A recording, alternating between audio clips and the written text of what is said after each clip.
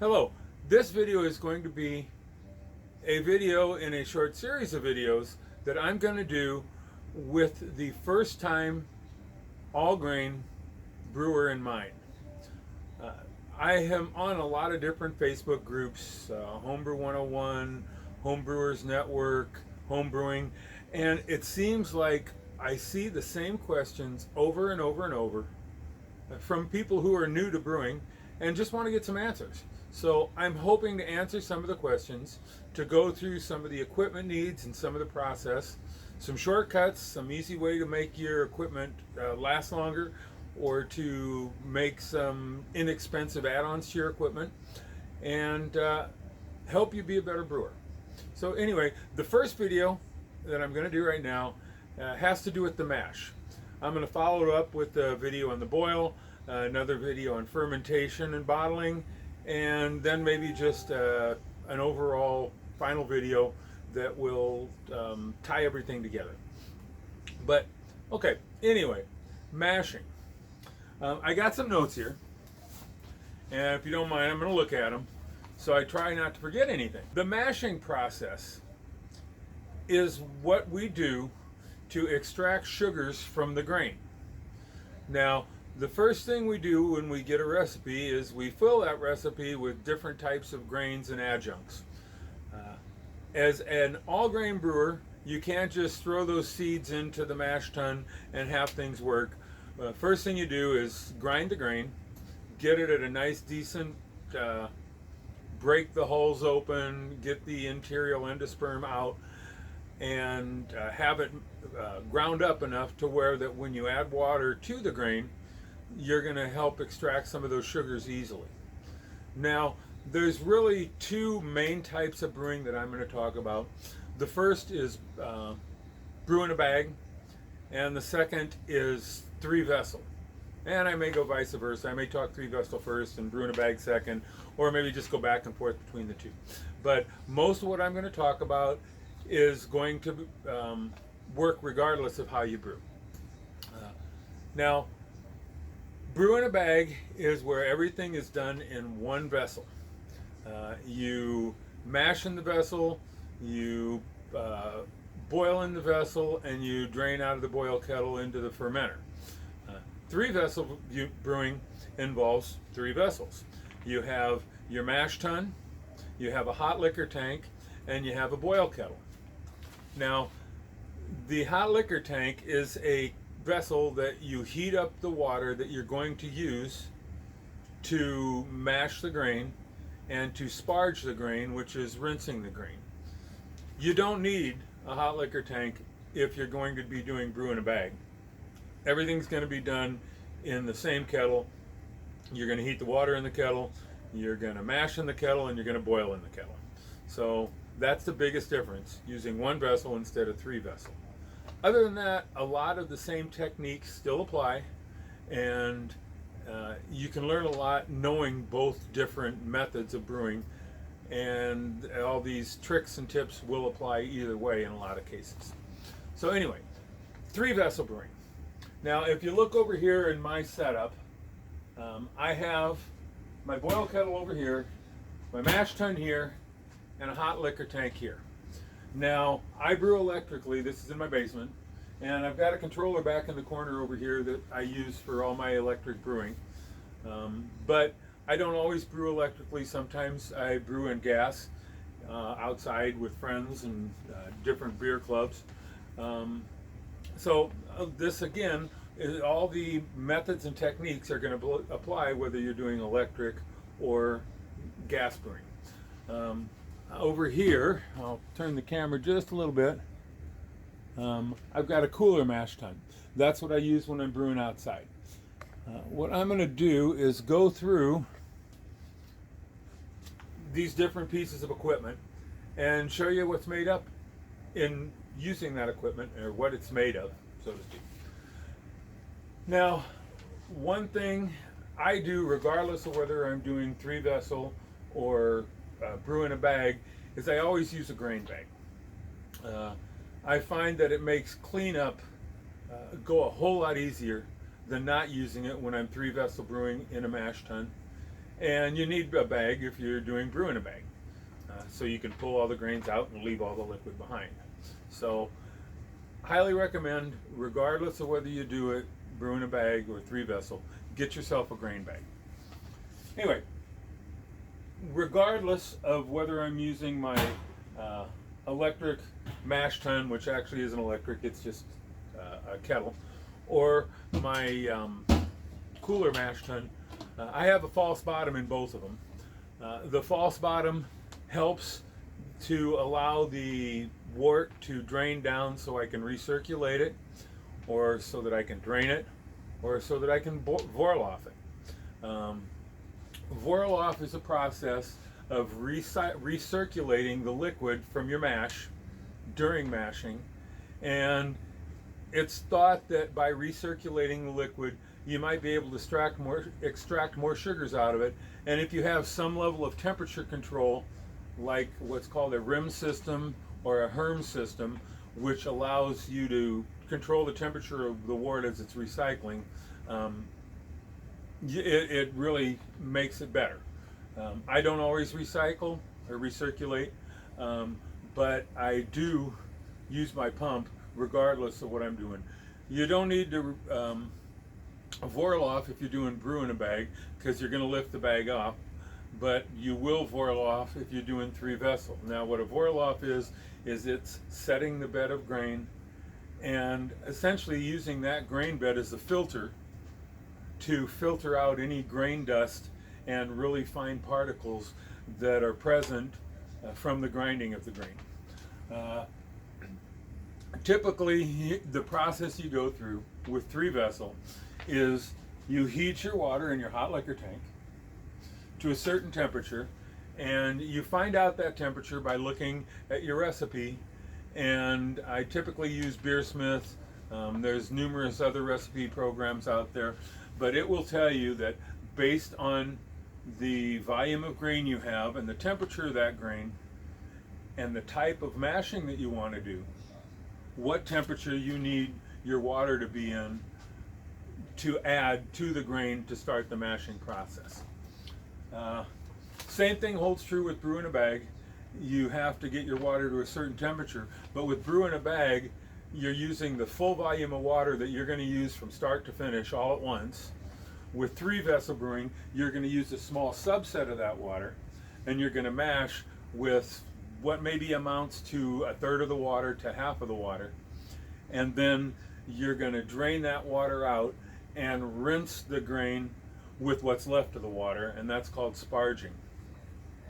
So anyway, the hot liquor tank is liquor standing for water, is used mainly for 3-vessel brewing. Now my hot liquor tank here has an electric element in it. I have another kettle that's turned into a kegel. Both of these, which I bought from a brewery who couldn't use them because they had fittings on them that they didn't have the capability to use. Both of these are 15-gallon, they're 50-liter kettles, and the other one I use when I'm brewing for gas, with gas for the hot liquor tank. Now, interestingly enough, my mash tun here that I use for electric also, for me, doubles as a boil kettle when I'm boiling with propane and using propane to do my brewing. So, multiple uses. Good way to stretch my money using the kettle twice. I never use my cooler when I'm electric brewing, but if you'll notice, I do have a fitting on it at the bottom to drain, and I'll open up the lid and you'll see there's a fitting in the inside, and right here I've got a false bottom that is actually a pizza pan with holes in it, and it's got a fitting on it to drain with that comes right out of the center of the mash tun. This works really well, especially with the brew bag. One good thing about having a brew bag is if you get a stuck mash, and what a stuck mash is when you're draining, liquid comes out super slow or virtually not at all. With the bag, it's easy enough to just reach in there with the spoon, stir it around, and loosen up that mash, and start your Vorlauf process again. Again, a brew bag is a great thing to have, whether or not you're 3-vessel or 1-vessel brewing. My mash tun over here is actually similar, and I'm a ways away, but you can see in there I got a very similar setup. A pizza pan that has holes in it and some fittings to pull the liquid out. Now, when I'm using that as a boil kettle, I do use a different pipe on the bottom of it so I catch from the outside of the kettle so I can whirlpool. And I'll explain what that is when I get into the boil section of one of the next videos. Anyway, so there's the equipment you need. You need something that'll hold your grain, something that will hold temperature. In this case, the cooler holds temperature just because it's a cooler. I don't have to do much recirculating or using my RIM system, which stands for Recirculating Infusion Mash System. And it's a tube that's got a little heater element in it that has a temperature thermostat on it, and it will heat the wort to a specific temperature as it's pumped through it. And it allows me to, on this mash tun when I'm electric brewing, keep everything at a really nice tight temperature range. With the kettle, over an hour of mashing, which is your typical time, it may lose a couple, 3 degrees. It really depends. I have used my rims on that. I typically don't, because then I have to mess with the top, and I like keeping it closed and not opening it up. So anyway, that's the beginning fine points of mashing.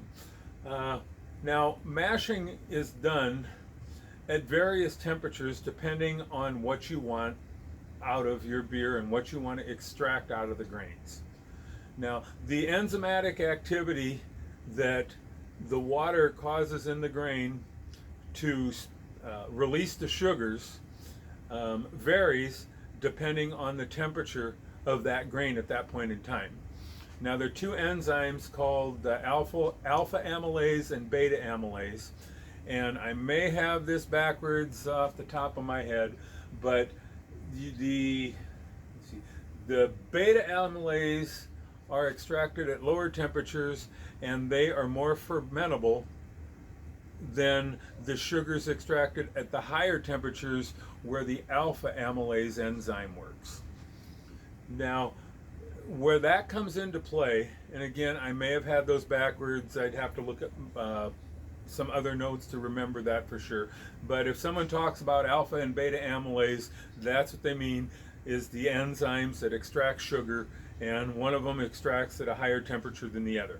Now, the temperature range for mashing is typically between 146 to 149 degrees and 153 to 156 degrees. Now, in most cases, most recipes and most people for most ales just kind of land somewhere in the middle at 152 to 153 degrees, and that gives you the best of both worlds.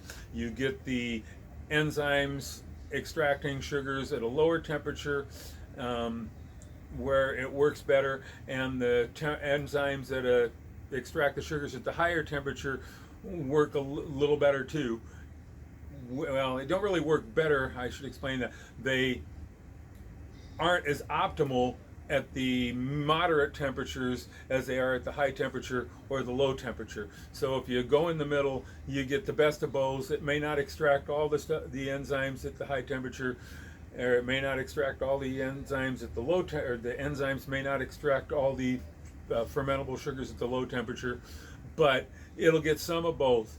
And depending on the sugar chain that's extracted, whether it has 4 molecules in a row or bits and pieces of molecules in a row, you're going to get sugars out there, but they may or may not be the most fermentable type of sugars. So let me explain what happens if you go the wrong way. let's say you're mashing at 149 degrees or 148 degrees. Now you're going to have the enzymatic activity that extracts the sugars that are more fermentable and that will turn to alcohol more. Now, the other side of that coin is that those more fermentable sugars that turn to alcohol also tend to give you a thinner feeling beer. Uh, you may notice in your different brewing programs they ask for whether you want full body, medium body, or low body. Well, that's the thinness of the beer. A Pilsner typically is thinner than a stout. Okay, stouts are typically mashed at a little higher temperature, but stouts don't necessarily have all the sugars that are fermentable than Pilsners do. So Pilsners and maybe Belgians that are mashed at lower temperatures are going to have a higher alcohol content and be slightly thinner than stouts and thicker beers that are mashed at a higher temperature. So that's one of the things you got to balance out. A fuller bodied beer is going to be mashed higher than a light bodied beer. One easy way to remember which is which and what's what is an acronym called MALT, M-A-L-T. The M stands for mash, or excuse me, I'm sorry. The M stands for more, A for alcohol, L for lower, T for temperature. More alcohol, lower temperature. So again, remember the acronym MALT. Thinner beer, more alcohol, low temperature. Thicker beer, less alcohol, higher temperature. If you want the best of both worlds with something with a decent alcohol content and a little bit of body, medium temperature. So typically 153. Okay, now that I beat that into the ground, I'm going to talk about the water volume necessary. When you're doing brew in a bag, you add all the water you need for your whole batch into the mash tun with the grain right up front. You still have that water at a temperature of the 146 to 155, 156, but you're adding it all at once. You are not going to rinse the grain when you're done. You're just going to pull the bag, all the wart's going to drain out, and you're going to go straight to the boil. If you're using 3 vessels, you're only going to add a subset of the water into your mash, and that's typically going to be somewhere in the neighborhood of 1/4 to 1.5 quarts per pound of grain. So if you've got a recipe that has 12 pounds of grain, you might add 3 gallons of water to your mash at 1 quart per pound to 4.5 gallons of water per mash at 1.5 quarts per pound. It depends. So you mash it, and then when you're done mashing, when the water has soaked the grain and gotten all the enzymes active and got all the sugar it can get out of that grain out of the grain, you're going to drain the wort that's in there and add some more water into that wort to rinse it and get the sugars that might still be stuck in the grain washed out. So that's called sparging. Now there are different methods of sparging. There's fly sparging, which is draining water out of your mash tun at the same rate that you're adding water into your mash tun. So you're adding water to the top of the grain and the wart's going out the bottom of the grain, and you eventually run through all of your water to where you get the boil level where you want it. Another method of sparging is called batch sparging. That's where you drain all of the water out of the grain that you mashed with, and then add all of your sparge water in right away, let it soak for a couple minutes, and then drain all that out. You just do it in a couple batches. You don't rinse it through in and out at the same rate. Those are the two predominant methods of doing it, and that's what I've heard most people doing. When you're mashing, a typical mash happens in an hour, and it lasts for an hour. Most grains, especially the highly modified grains that we have these days, all the enzymatic activity that there is converts the starches in the grain to sugars in well under an hour. People have pretty much stuck the hour time limit on there, I think for convenience more than anything, because in a lot of cases that starch to sugar conversion that happens with the enzymes acting against the grain happens in a lot less than an hour. Now, if you want to speed up a brew day, you can check to see if that conversion process is finished. Now, you do that with what's called an iodine test. Now, iodine is the same stuff that you put on cuts when you were a kid. I don't think they use it so much anymore, but it's tincture of iodine. You can pick it up at any brew store or any pharmacy. You get a little bottle of it, and that iodine is brown. And if you put it on a cut, it stains your cut brown and it acts as a disinfectant.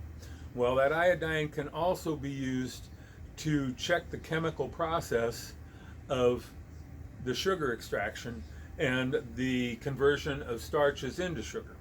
Now, what happens is if your conversion is not finished, and after you've stirred your grain around and it's been sitting for 45 minutes or an hour in the mash tun, you take a little bit of the liquid out, put it on a white plate, and then take a couple drops of iodine and drop those drops into your liquid. Two things are going to happen. One of two things is going to happen. Either that iodine is going to stay brown and nothing's going to happen, or that iodine is going to turn black. If the iodine turns black, it means that your conversion isn't finished. So you got to let it mash for a little while longer. Do the iodine conversion test in 10 minutes or so. If when you put the iodine in there, it stays light brown and doesn't turn dark black, then you know your conversion is finished. You can move on to sparging or pulling your bag.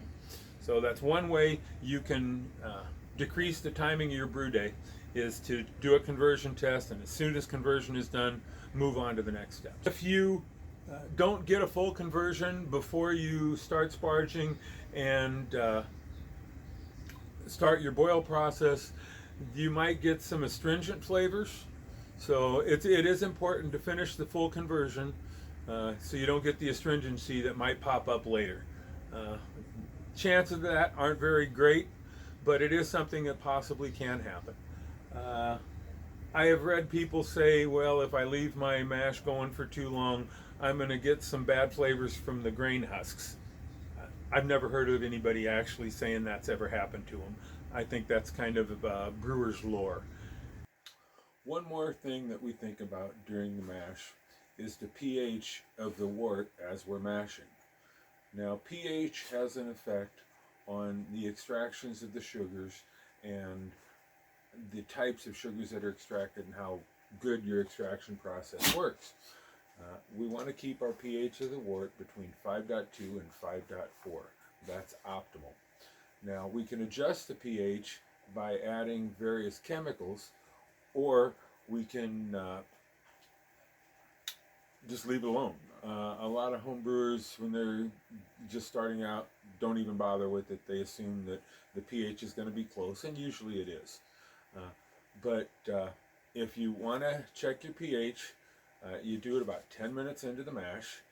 They sell test strips that you can test the pH with. A little vial of 100 of them costs somewhere around $6.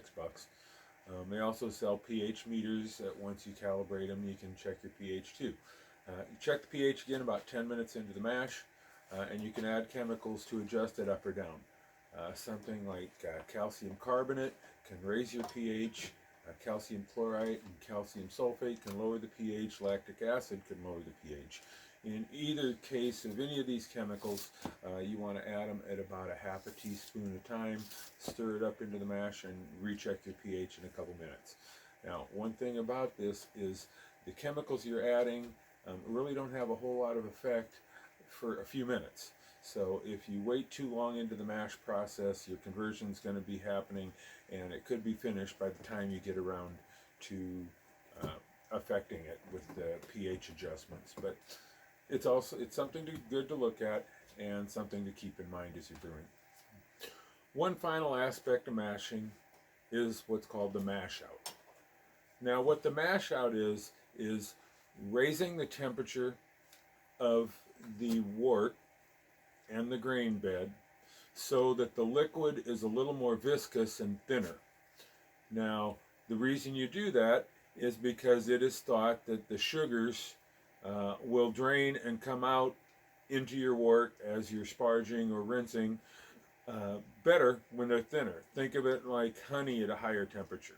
At a lower temperature, honey comes out thick. You raise the temperature a little bit, the honey comes out thinner. Excuse me.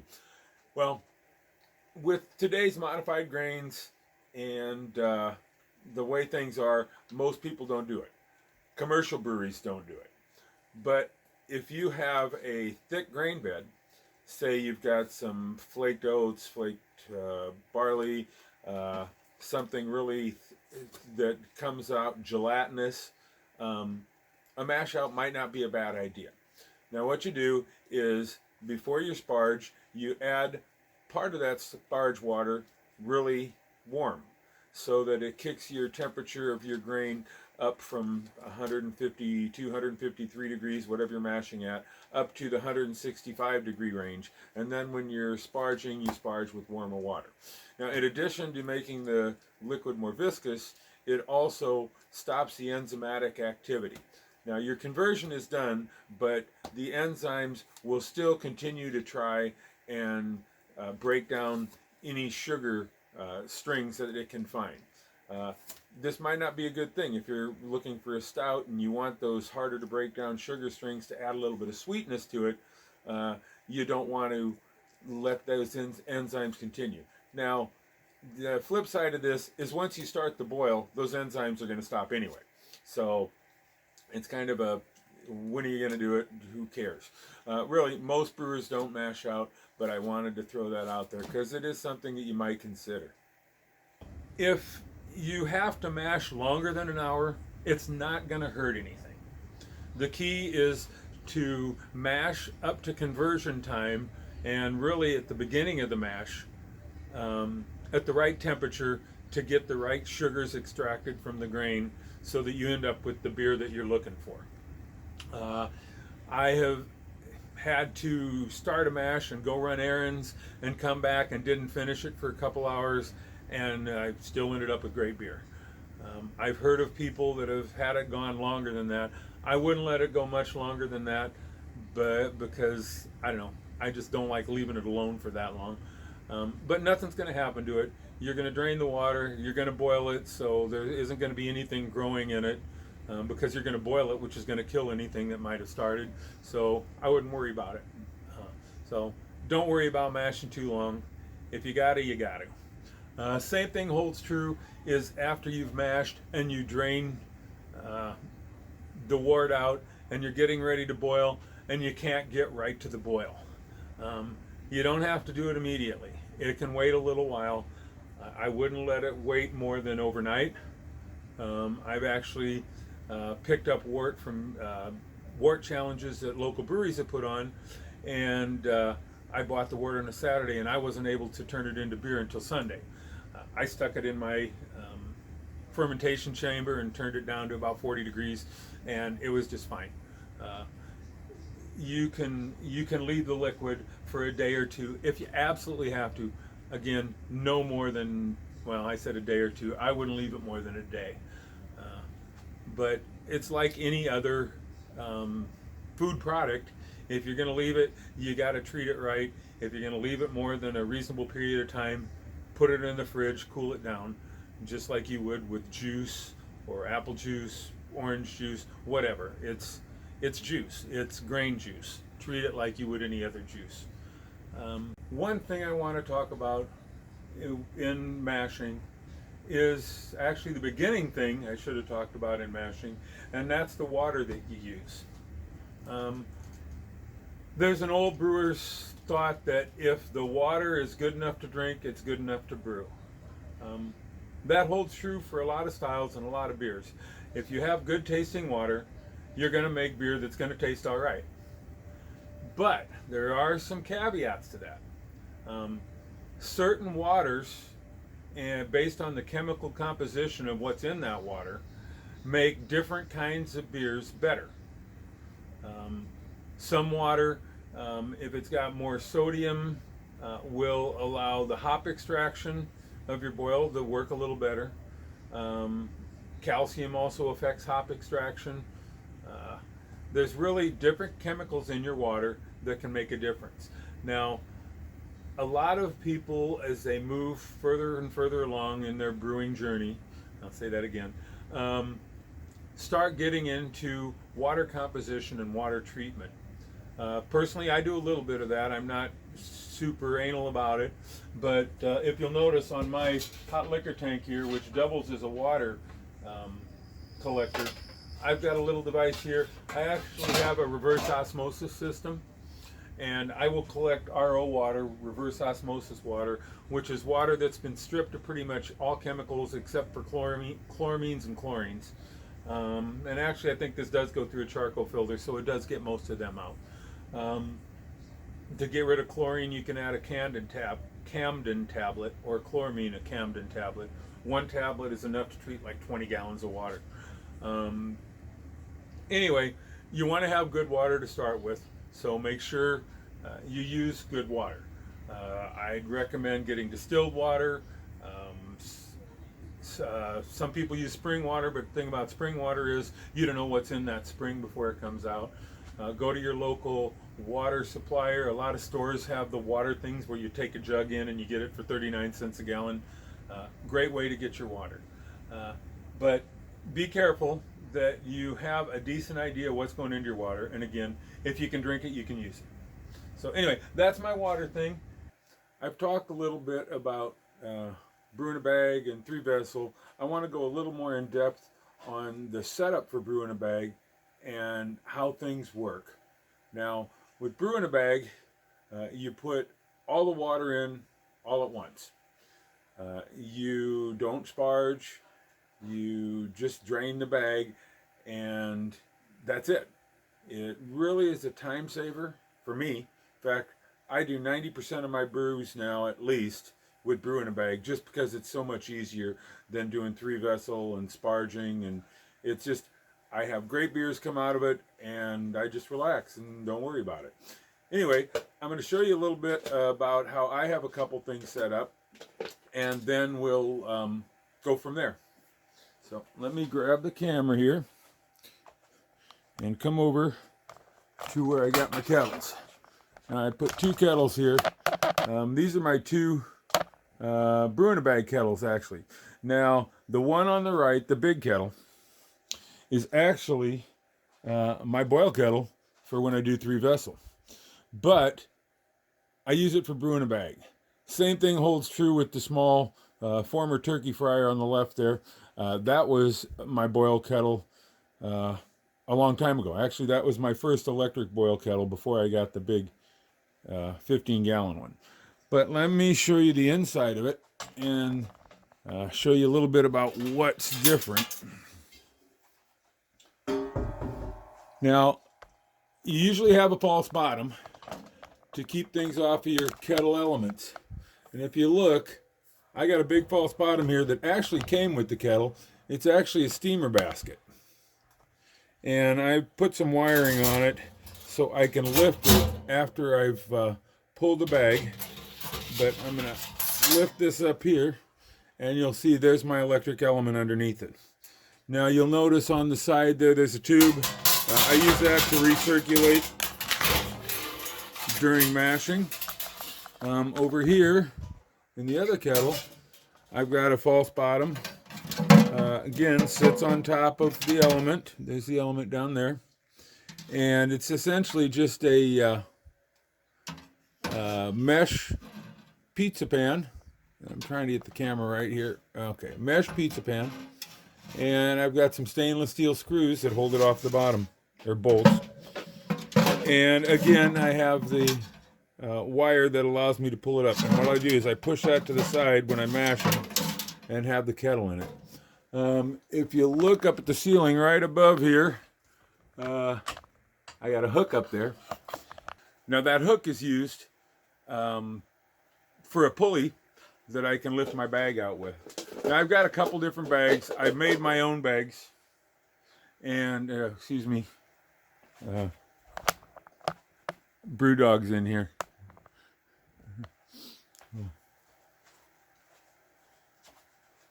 Anyway, I got the hook in the ceiling that I can use with the pulley system, and it lifts everything up and I can hang it above the bag to drain. I've also got a strainer here that I picked up at a home goods place at a outlet mall, and you can buy these anywhere, I think. The arms pull out, and it really sits right across the top of my kettle. Works very well. Anyway, that's my equipment, what I use. And part of the reason I'm pointing this out is there's a lot of different ways to do things. One of the beauties I have found in home brewing is that I can make things on my own, do it yourself, and really come up with the stuff myself. I built my own electric controllers. I've bought steamer pots and turned them into brew kettles. Really, there's a lot of stuff you can do on your own when you're brewing. And the mash process can be done a bunch of different ways. So let's move on. There are a lot of different things you can do on your own. For example, my brew bags. Here's my brew bag that fits my 15-gallon kettle. I made it from a set of sheer curtains I picked up at Walmart for like $5 a pair. I've been using it for a couple years now, and it works as well as the day I started. Took the bottom of the curtain, made some straps, tie them up. I tied the top together, hang it from the pulley. Also picked up a spare bag, a nylon straining bag with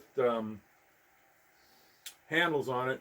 Haven't used this yet. May try it sometime soon. For hops bags, 1-gallon paint strainer bags. Picked these up at the home center. I think I got these at Lowe's. Work great. Put the hops in it, tie a string to it, hang it inside. Even got some 5-gallon paint strainer bags that work if I'm doing something in a small kettle. These work pretty well. Anyway, a lot of ways you can do things. You don't have to do things like everybody else. Do things the way you do it.